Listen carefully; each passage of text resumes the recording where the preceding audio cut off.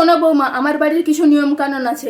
সকালে ভোর 5টায় ঘুম থেকে উঠতে হবে। উঠার পরে বাসি কাপড় আজলে, তারপরে ঘর দোর ঝাড় দিয়ে পরিষ্কার করে ঘর টর মুছে একদম চান করতে হবে। তারপরে ঠাকুর জল দিতে হবে। ঠাকুর জল দেওয়া হয়ে গেলে তোমাকে জল খাবার বানাতে হবে। বাচ্চার মধ্যে যেন টেবিলে জল খাবার পৌঁছে যায়, বুঝলে?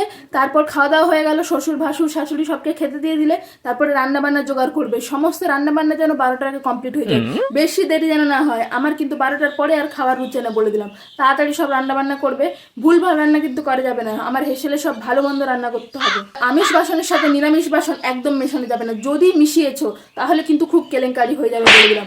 আমিষ আলাদা থাকবে, নিরামিষ আলাদা থাকবে। আমার নিরামিষ রান্নার সাথে তোমাদের আমিষ রান্না মেশাবে না, বলে দিলাম। তাহলে কিন্তু সেদিন সবার খাওয়া বন্ধ। শ্বশুর ভাসুর সকলের খাওয়া হয়ে যাবে, বরের খাওয়া হয়ে যাবে, তারপরে তুমি খেতে বসবে সবার লাস্টে, বুঝলে? সাথে খাওয়া যাবে না আমার। তোমার যা প্রয়োজন হবে তুমি আমাকে বলবে। বাবুর সাথে সবসময় গুজুর গুজুর ফুসুর ফুসুর করা যাবে না। যা দরকার আমাকে বলবে, আমি বাবুকে বলবো, বুঝলে? শ্বশুর ভাসুরের সামনে বরের সাথে হাসাহাসি করা, কথা বলা এসব যাবে না। আমার ঘরে এইসব নিয়ম কানুন নেই, বুঝলে? আশা করি আর কিছু বলতে হবে না, যাও কাজ করো।